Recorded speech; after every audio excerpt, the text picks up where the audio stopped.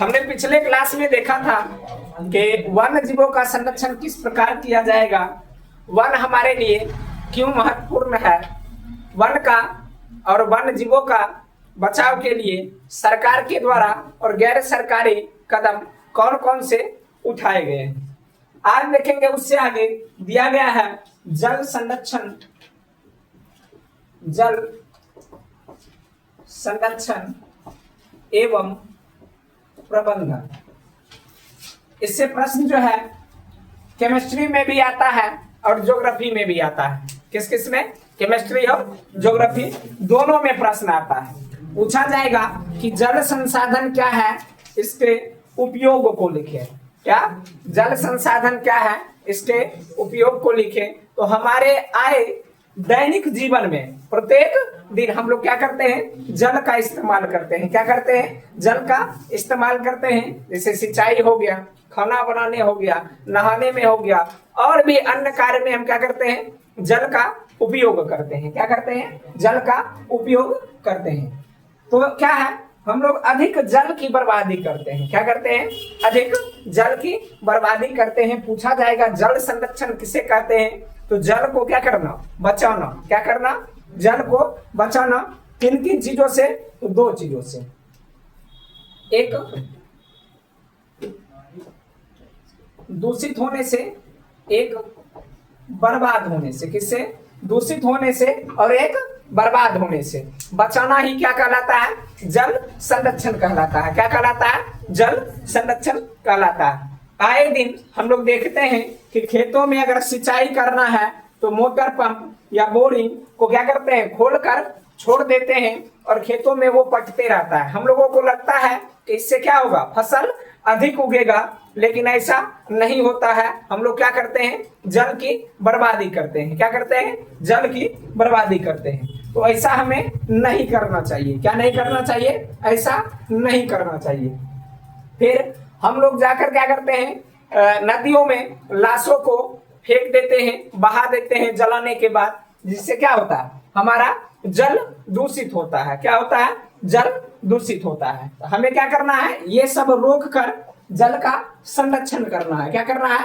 जल का संरक्षण करना है। तो प्रबंधन क्या क्या करना होगा? सबसे पहले हम जल की अधिक बर्बादी नहीं करेंगे। नदियों में बड़े बड़े फैक्ट्रियों का जो कूड़ा कचरा है उसे नहीं बहाएंगे। मवेशियों को नदियों में नहीं नहलाएंगे। तब जाकर क्या होगा, जल का संरक्षण होगा। क्या होगा? जल का संरक्षण होगा। और सिंचाई के लिए अलग तकनीकों का इस्तेमाल करेंगे। क्या करेंगे? सिंचाई के लिए अलग तकनीकों का, जिसको हम लोग कहते हैं क्या, ड्रिप तंत्र या ड्रिप प्रणाली का क्या करेंगे, इस्तेमाल करेंगे। जिससे क्या होगा, जल की कम बर्बादी होगी। क्या होगी? जल की कम बर्बादी होगी। इस ड्रिप तंत्र में क्या किया जाता है, खेतों में पाइप को लगाया जाता है और पाइप से पानी का बहाव नहीं होता, बस क्या किया जाता है, बूंद बूंद फसलों पर छिड़काव किया जाता है। क्या किया जाता है? बूंद बूंद फसलों पर छिड़काव किया जाता है, जिससे फसल आसानी से अच्छे ढंग से उग जाते हैं। इसी को कहा जाता है क्या चीज, ड्रिप तंत्र। क्या कहा जाता है? ड्रिप तंत्र। उसके बाद हम क्या करेंगे, जो नदी नाले पोखर हैं, नदी नाले पोखर, इन सबों का पानी क्या करेंगे, सिंचाई में इस्तेमाल करेंगे। क्या करेंगे? सिंचाई में इस्तेमाल करेंगे। जब अत्यधिक वर्षा होता है तो बड़े बड़े गड्ढों में क्या होता है, पानी भर जाता है। क्या होता है? पानी भर जाता है। तो उन पानियों का इस्तेमाल हम किसके सहायता से, मोटर पंप के सहायता से किसमें करेंगे, सिंचाई में करेंगे। किसमें करेंगे? सिंचाई में करेंगे। तो क्या होगा, ये जल की जो है वो बचत होगी, जल का संरक्षण होगा। और भी कुछ तरीके हैं जिससे क्या किया जा सकता है, जल का संरक्षण किया जा सकता है। तो पहला दिया गया है बांध। क्या? बांध। हम लोग जानते हैं कि जो नदी वाले क्षेत्र में निवास करते हैं, ग्रामीण अधिवस्ती, वहां बनाया जाता है क्या चीज, बांध बनाया जाता है। क्या बनाया जाता है? बांध बनाया जाता है। तो बांध का मुख्य उद्देश्य बस ये नहीं है कि ये वह हमें किससे बचाएगा, बाढ़ से बचाएगा। किससे बचाएगा, बाढ़ से बचाएगा। और भी अन्य उद्देश्यों से बांध को क्या किया जाता है, बनाया जाता है। क्या किया जाता है, अन्य उद्देश्य से भी बनाया जाता है। इसी बांध के कारण उस क्षेत्र में क्या मिल पाता है, जल मिल पाता है। क्या मिल पाता है, जल मिल पाता है। इसी बांध के कारण वह जो है बिजली का या विद्युत का उत्पादन किया जाता है। मत्स्य पालन को भी ये बांध क्या करता है, बढ़ावा देता है। क्या करता है, मत्स्य पालन को भी ये बांध बढ़ावा देता है।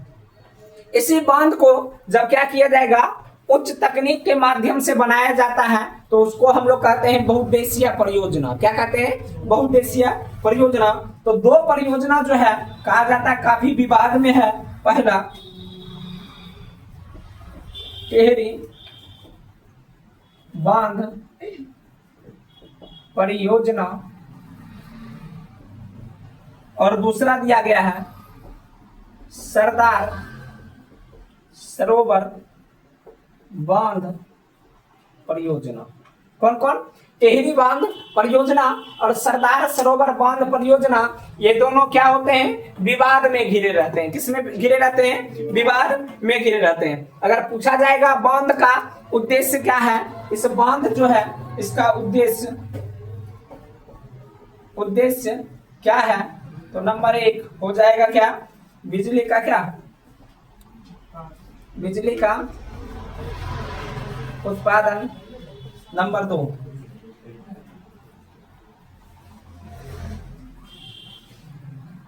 पश्चिम उत्तर प्रदेश में 2,70,000 मेगावाट, सॉरी मेगावाट नहीं, हेक्टेयर भूमि की सिंचाई और कहा जाता है दिल्ली को जल।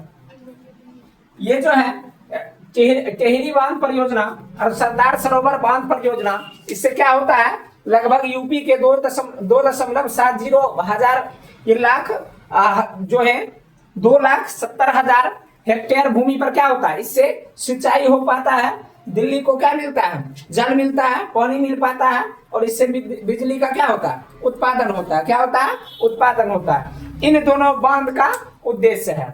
कहा जाता है टिहरी बांध परियोजना जो बनाया गया है वो बनाया गया है उत्तराखंड के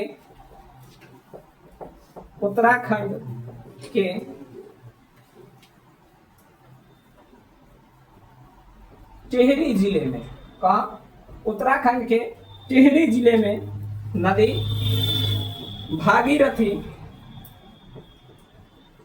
भागीरथी और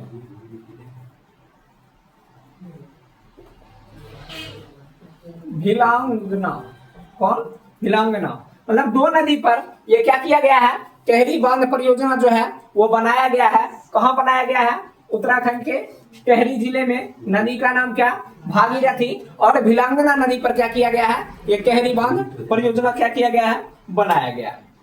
और एक है कौन, सरदार सरोवर बांध। कौन सा, सरदार सरोवर बांध कहा जाता है, ये गुजरात में है। कहाँ, गुजरात में और नर्मदा नदी पर। किस पर, नर्मदा नदी पर यह बांध क्या किया गया, बनाया गया। कहाँ बनाया गया, नर्मदा नदी पर बनाया गया। पूछा जाएगा कि सरदार सरोवर बांध कहाँ है, तो गुजरात में है। किस नदी पर बना है, तो नर्मदा नदी पर बना हुआ है। टिहरी बांध परियोजना कहाँ है, तो उत्तराखंड के टिहरी नामक जिले में है। किस नदी पर बना है, तो भागीरथी और भिलांगना नदी पर बना है। किस पर बना है, भिलांगना नदी पर बना है। अब देखेंगे इन दोनों बांध से, इन दोनों परियोजना से किनको लाभ होता है, किस किस राज्यों को इससे क्या प्राप्त होता है।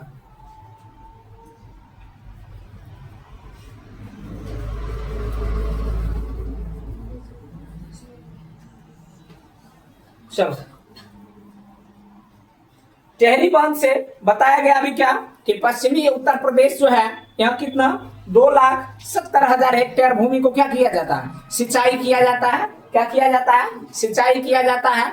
दिल्ली जैसे महानगरों को क्या मिलता है, इससे पानी मिल पाता है। उसके बाद क्या किया जाता है, बिजली का उत्पादन किया जाता है। किसी भी बांध को बनाने के लिए समस्या क्या क्या उत्पन्न होता है, किससे, बांध से। किससे, बांध से जो है किस किस प्रकार की समस्या उत्पन्न होती है। तो पहला है पुनर्वास की समस्या।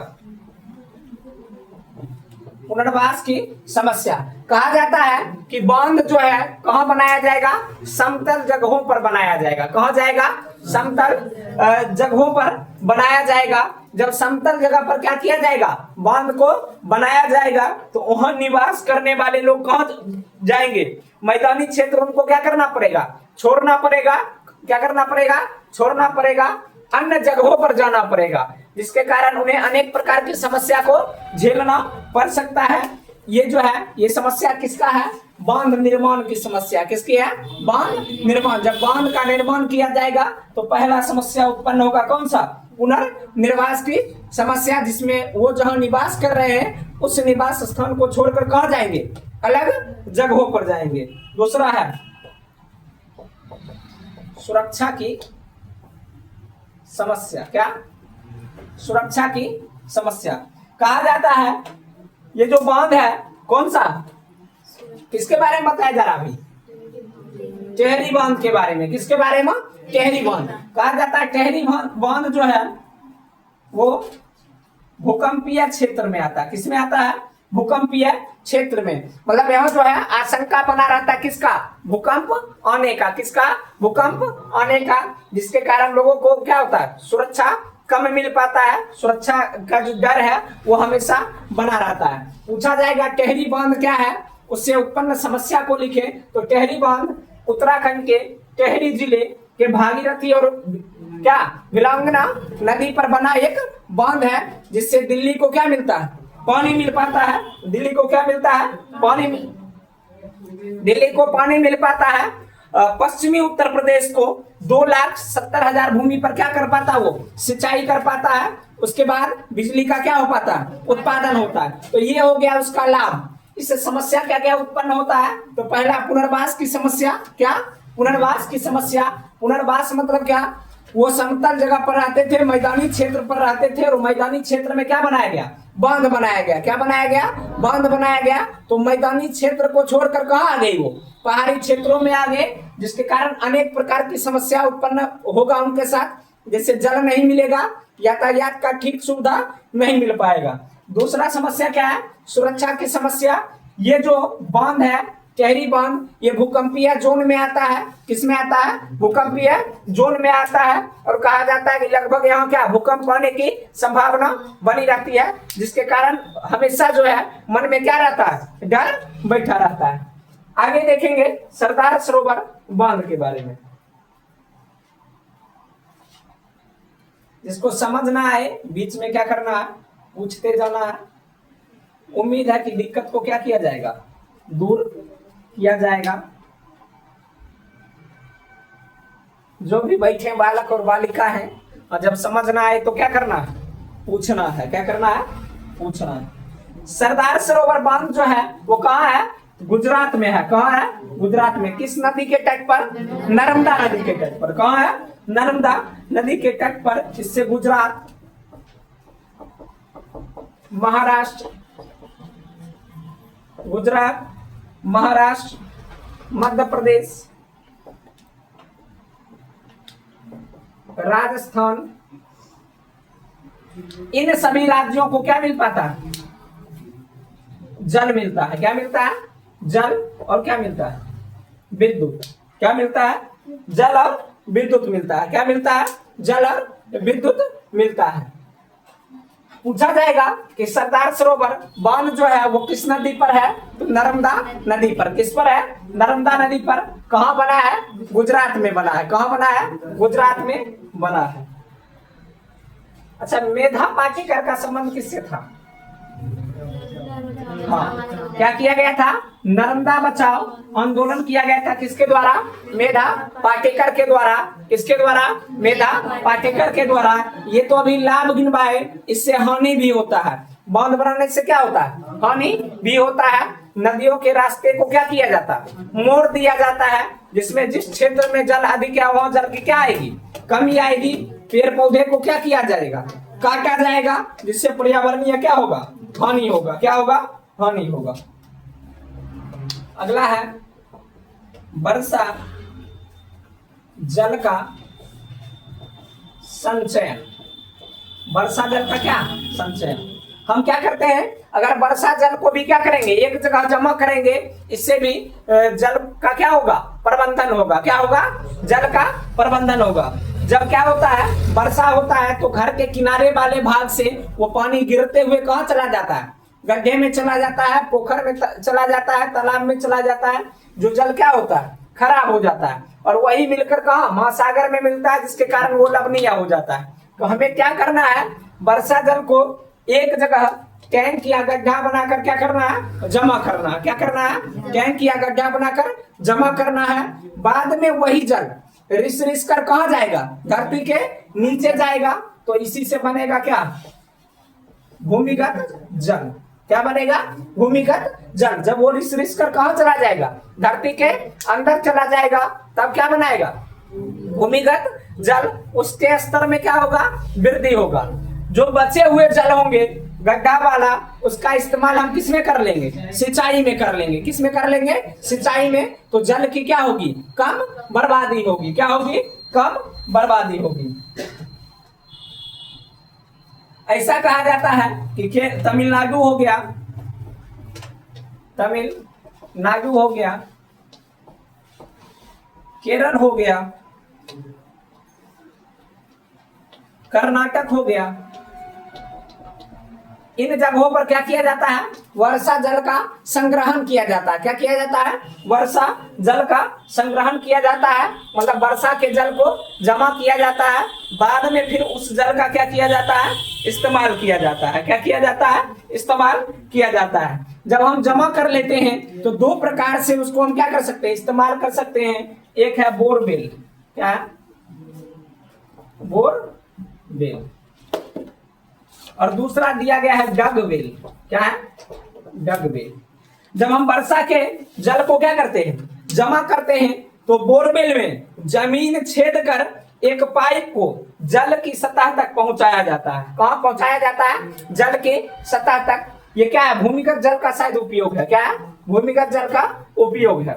भूमिगत जल हम लोग क्या करते हैं, जब भूमि के अंदर से जल निकाला जाता है तो वहां तक क्या करते हैं, पाइप पहुंचाते हैं। तो ये हो गया कौन सी व्यवस्था, बोरवेल। क्या हो गया, बोरवेल। और दूसरा क्या है, डगवेल। जैसे कुआं क्या करते हैं, कुआं बनाते हैं, और कुआं बनाने के बाद निचले जो भाग होता है उसे क्या पूरा अच्छे ढंग से प्लास्टर नहीं किया जाता है, या ईंट को जोड़ा नहीं जाता है, उसमें कुछ छेद रहते हैं, जिसके कारण वो जब भौम जल स्तर बढ़ता है स्वतः उसमें क्या आ जाता है, पानी आ जाता है। क्या आ जाता है, पानी। तो इन दो तरीकों से हम भूमिगत जल का क्या करते हैं, इस्तेमाल करते हैं। क्या करते हैं, इन दो तरीकों से भूमिगत जल का इस्तेमाल करते हैं। चापाकल जो गाड़ा जाता है वो किसके सहायता से, बोरवेल के सहायता से। किससे, बोरवेल के सहायता से। बड़े बड़े जो मोटर पंप गाड़े जाते हैं किसके सहायता से, बोरवेल के सहायता से। किससे, बोरवेल। और डगवेल से क्या बनाया जाता है, कुआं बनाया जाता है। क्या किया जाता है, कुआं बनाया जाता है। इस प्रकार हम कह सकते हैं कि वर्षा जल का भी हमारे जीवन में क्या है, बहुत महत्व है। क्या है, बहुत महत्व है। जो गड्ढा वाला जल है वो तो क्या करेगा, भूमिगत जल को बढ़ाएगा, सिंचाई होगा। उसके बाद जब वाष्प की क्रिया होगी तो वही फिर क्या बनेगा, बादल बनेगा। क्या बनेगा, बादल बनेगा। और उसी के कारण क्या होगा, वर्षा होगा। इसलिए हमें क्या करना चाहिए, वर्षा के जल को जमा करना चाहिए। क्या करना चाहिए, वर्षा के जल को जमा करना चाहिए। उसी को कहा गया क्या, वर्षा जल का संचयन। क्या है, वर्षा जल का संचयन। और अगला पॉइंट है वर्षा जल का क्या, व्यवस्था। तो व्यवस्था में इस तरह करेंगे ताकि उसका भी हम लोग क्या कर सके, उपयोग कर सके। क्या कर सके, उसका उपयोग कर सके। आगे है कोयला पेट्रोलियम।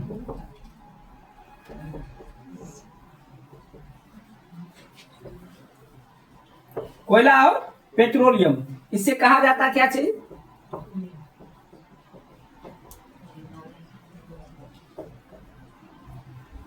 परंपरागत ऊर्जा स्रोत कहा जाता है। क्या कहा जाता है, परंपरागत ऊर्जा स्रोत। अगर आपसे पूछा जाए कि परंपरागत ऊर्जा स्रोत किसे कहते हैं, तो वैसा ऊर्जा स्रोत जो एक दिन ना एक दिन क्या हो जाएगा, समाप्त हो जाएगा। क्या हो जाएगा, समाप्त हो जाएगा। जिसका अत्यधिक दोहन करने के बाद वो क्या हो जाएगा, समाप्त हो जाएगा। उसे कहा जाता है क्या चीज, परंपरागत ऊर्जा स्रोत। पूछा जाएगा कि परंपरागत ऊर्जा स्रोत के उदाहरण दे, तो क्या हो जाएगा, कोयला और पेट्रोलियम। क्या हो जाएगा, कोयला और पेट्रोलियम। ये सभी क्षयशील संसाधन है। क्या है, क्षयशील संसाधन है। अगर अधिक इस्तेमाल करते हैं तो ये क्या हो जाएंगे, समाप्त हो जाएंगे। क्या हो जाएंगे, समाप्त हो जाएंगे। क्या होंगे, जब हम पेट्रोलियम को जलाते हैं तो इससे अनेक हानिकारक गैस बाहर निकलता है। क्या निकलता है, इससे अनेक हानिकारक गैस बाहर निकलता है, जैसे कार्बन, हाइड्रोजन, नाइट्रोजन, सल्फर। जब हम क्या करते हैं, कोयला या पेट्रोलियम को जलाते हैं तो उससे अनेक हानिकारक गैस क्या होता है, बाहर निकलता है। क्या निकलता है, अनेक हानिकारक गैस बाहर निकलता है, जैसे कार्बन हो गया, हाइड्रोजन हो गया, नाइट्रोजन हो गया, सल्फर हो गया। कहा जाता है ये जितने भी गैस हैं क्या हैं, विषैले होते हैं। क्या होते हैं, विषैले होते हैं। जैसे कार्बन मोनोऑक्साइड हो गया, सल्फर डाइऑक्साइड हो गया, कार्बन डाइऑक्साइड हो गया। ये सारे गैस क्या होते हैं, विषैले होते हैं। और इनसे क्या होता है, इन्हीं के कारण ग्लोबल वार्मिंग उत्पन्न होता है। क्या होता है, इन्हीं के कारण ग्लोबल वार्मिंग जैसी समस्या क्या होती है, उत्पन्न होती है। और ग्लोबल वार्मिंग ही नहीं उत्पन्न होता है, और एक समस्या उत्पन्न होता है जिसे हम लोग कहते हैं हरित गृह प्रभाव या ग्रीन हाउस इफेक्ट। क्या, हरित गृह प्रभाव या ग्रीन हाउस इफेक्ट। तो हमें क्या करना चाहिए, कोयला और पेट्रोलियम का कम इस्तेमाल करना चाहिए। क्या करना चाहिए, कोयला और पेट्रोलियम का कम इस्तेमाल करना चाहिए। तो जब कोयला और पेट्रोलियम का इस्तेमाल कम करेंगे तो ईंधन के रूप में किसका इस्तेमाल करेंगे, तो याद रखना है कि ईंधन के रूप में इस्तेमाल करना है किसका, गैर पारंपरिक स्रोत का। किसका, गैर पारंपरिक स्रोत का इस्तेमाल करना है। पूछा जाएगा ऊर्जा के पारंपरिक स्रोत से आप क्या समझते हैं, तो वैसा स्रोत जिसके उपयोग करने से क्या होता है, अत्यधिक प्रदूषण फैलता है और ये क्या हो जाते हैं, समाप्त भी हो जाते हैं। अगला है ऊर्जा का गैर पारंपरिक स्रोत। किसका, ऊर्जा का। किसका, ऊर्जा का। पहला सौर ऊर्जा, दूसरा पवन ऊर्जा, पवन ऊर्जा, और तीसरा दिया गया है जैव ऊर्जा, जिसको हम लोग कहते हैं क्या, बायोगैस। क्या कहते हैं, बायोगैस या गोबर गैस। क्या, बायोगैस या गोबर गैस। याद रखना है, पूछा जाएगा कि पारंपरिक ऊर्जा स्रोत का उदाहरण है, तो क्या हो जाएगा, कोयला और पेट्रोलियम। क्या हो जाएगा, कोयला और पेट्रोलियम। अगर पूछा जाएगा गैर पारंपरिक ऊर्जा स्रोत का उदाहरण है, तो क्या हो जाएगा, सौर ऊर्जा, पवन ऊर्जा और जैविक गैस या जैविक गैस नहीं, बायोगैस या गोबर गैस या जैव ऊर्जा। याद रखना, इससे क्या होता है, प्रदूषण नहीं फैलता है। क्या नहीं फैलता है, प्रदूषण नहीं फैलता है। तो हमें क्या करना चाहिए, इसी का इस्तेमाल करना चाहिए अपने वातावरण को बचाने के लिए। पहला क्या, सौर ऊर्जा। क्या, सौर ऊर्जा। सौर ऊर्जा का इस्तेमाल किसमें करेंगे, सौर कुकर में। क्या, सौर कुकर में या सौर भट्टी में। पूछा जाएगा कि सौर कुकर में कौन सा दर्पण लगा होता है या लेंस, दर्पण कौन सा, अवतल दर्पण लगा होता है। कौन सा लगा होता है, अवतल दर्पण लगा होता है। सौर कुकर में कौन सा, अवतल दर्पण लगा रहता है। ये सूर्य के प्रकाश को क्या करता है, एक बिंदु पर केंद्रित करता है। क्या करता है, एक बिंदु पर केंद्रित करता है, जिससे आसानी से वो गर्म हो जाता है और गर्मी के दिनों आसानी से खाना बन जाता है। लेकिन अगर पूछा जाएगा क्या सौर कुकर से वायु प्रदूषण या किसी भी प्रकार का प्रदूषण होता है, तो याद रखना है कि इससे किसी भी प्रकार का प्रदूषण नहीं होता है। लेकिन हानि क्या क्या है, कब इससे खाना नहीं बनेगा, तो याद रखना है कि सौर कुकर में जो है वो खाना ठंडी के दिनों नहीं बनता है या बरसात के दिनों नहीं बनेगा। क्यों नहीं बनेगा? क्योंकि उस दिन सूर्य का प्रकाश जो होगा वो अत्यधिक तीव्र मात्रा में उष्मा का उत्सर्जन नहीं कर पाएगा, जिसके कारण क्या है, सौर कुकर या सौर भट्टी पर भोजन नहीं बन सकता है। तो पहला क्या था? सौर ऊर्जा। क्या है? सौर ऊर्जा। कहा जाता है इसके सहायता से विद्युत भी उत्पादित किए जा सकते हैं। किसके सहायता से? Solar plate. किसके सहायता से? सोलर प्लेट के सहायता से। इसमें क्या रहता है लगा हुआ? सिलिकॉन। क्या लगा रहता है? सिलिकॉन लगा रहता है। ऊपर वाला जो चमकता हुआ भाग रहता है वो क्या रहता है? सिलिकॉन का रहता है। किसका रहता है? सिलिकॉन का। ये सूर्य से निकलने वाले प्रकाश को क्या करते हैं? अवशोषित करते हैं और सौर ऊर्जा को किस में बदलते हैं? विद्युत ऊर्जा में। याद रखना है, ये सौर ऊर्जा को किस में बदलते हैं? विद्युत ऊर्जा में। पूछा जाएगा कि सोलर प्लेट किस ऊर्जा को किसमें परिवर्तित करता है, तो याद रखना है कि सौर ऊर्जा को किसमें परिवर्तित करता है? विद्युत ऊर्जा में। किसमें? विद्युत ऊर्जा में। आगे दिया गया है कि भारत सरकार के द्वारा 1992 में सौर ऊर्जा मतलब सोलर कुकर पर विशेष ध्यान दिया गया था। सौर ऊर्जा पर विशेष ध्यान दिया गया था। घर घर लोगों को क्या लगाने के लिए कहा गया था? सोलर कुकर लगाने के लिए कहा गया था। क्या लगाने के लिए कहा गया था? सोलर कुकर लगाने के लिए कहा गया था, ताकि लोग क्या, सोलर कुकर का इस्तेमाल कर सके। इसमें किसी भी प्रकार का पैसा लगेगा, पैसा भी नहीं लगेगा। जैसे हम लोग अभी बिजली का उपयोग कर रहे हैं तो सरकार को क्या दे रहे हैं? पैसा दे रहे हैं। लेकिन क्या सौर कुकर का इस्तेमाल करेंगे सूर्य के प्रकाश को, तो क्या वो पैसा लेगा? तो सबसे पहले पैसा बचेगा और प्रदूषण भी नहीं हो पाएगा। आगे दिया गया क्या चीज? पवन ऊर्जा। क्या है? पवन ऊर्जा।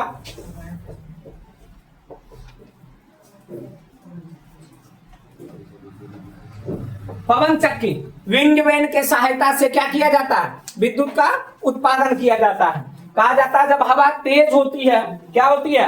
हवा जब तेज होती है तो पवन चक्की क्या होता है? वो घूमता है। घूमने के बाद क्या किया जाता है? विद्युत का उत्पादन होता है और यह भी वातावरण को दूषित नहीं करता है, किसी भी प्रकार के प्रदूषण को उत्पन्न नहीं करता है। इसलिए क्या करना चाहिए? हम लोगों को पवन ऊर्जा का भी इस्तेमाल करना चाहिए। और पूछा जाएगा सबसे ज्यादा पवन ऊर्जा कहाँ इस्तेमाल किया जाता है, तो याद रखना है तमिलनाडु में। अगर देश पूछा जाएगा तो पवनों का देश किसे कहा जाता है, तो याद रखना है डेनमार्क को। क्या कहा जाता है? पवनों का देश कहा जाता है। क्या कहा जाता है? पवनों का देश। पूछा जाएगा पवनों का देश किसे कहा जाता है? डेनमार्क को कहा जाता है। और अपने भारत में सबसे ज्यादा पवन ऊर्जा से विद्युत कहाँ उत्पादित किया जाता है? तमिलनाडु में। कितना? 800 मेगावाट। कितना? 800 मेगावाट बिजली का उत्पादन, सॉरी 800 नहीं, 850 मेगावाट बिजली का क्या किया जाता है? उत्पादन किया जाता है। और भारत का स्थान कौन सा है? पूरे विश्व में भारत का तीसरा स्थान है। किसमें? पवन ऊर्जा से विद्युत उत्पादन करने में। किसमें? पवन ऊर्जा से विद्युत उत्पादन करने में पूरे विश्व में भारत का कौन सा स्थान है? तीसरा। और पहला किसका है? याद रखना डेनमार्क का। किसका है? डेनमार्क का। अपने भारत में सबसे ज्यादा पवन ऊर्जा से विद्युत कहाँ उत्पादित किया जाता है? याद रखना तमिलनाडु में। कहाँ किया जाता है? तमिलनाडु में। कितना मेगावाट? तो 450 मेगावाट। कितना? 450 मेगावाट, सॉरी हाँ 850। आगे क्या है? जैव ऊर्जा या बायोगैस या गोबर गैस। कहा जाता है कि जीवों के अवशेष से, किससे? जीवों के अवशेष से जो गैस क्या किया जाता है? उत्पादित किया जाता है, उसको हम लोग कहते हैं क्या? बायोगैस या गोबर गैस कहते हैं। क्या कहते हैं? बायोगैस या गोबर गैस। गाय भैंस का मलमूत्र हो गया या क्या हो गया? वनस्पति का अवशेष हो गया। इन सभी से जो गैस बनाया जाता है वो क्या कहलाता है? गोबर गैस या बायो गैस कहलाता है। इसमें मुख्यतः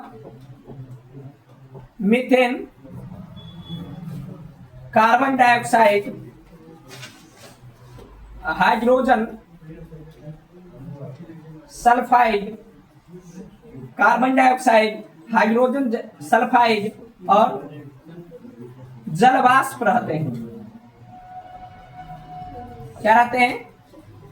मीथेन रहते हैं, कार्बन डाइऑक्साइड रहते हैं, हाइड्रोजन सल्फाइड रहते हैं और जल वाष्प रहते हैं। लेकिन अगर आपसे पूछा जाएगा कि बायोगैस में मुख्यतः क्या रहते हैं, तो याद रखना है मीथेन। क्या?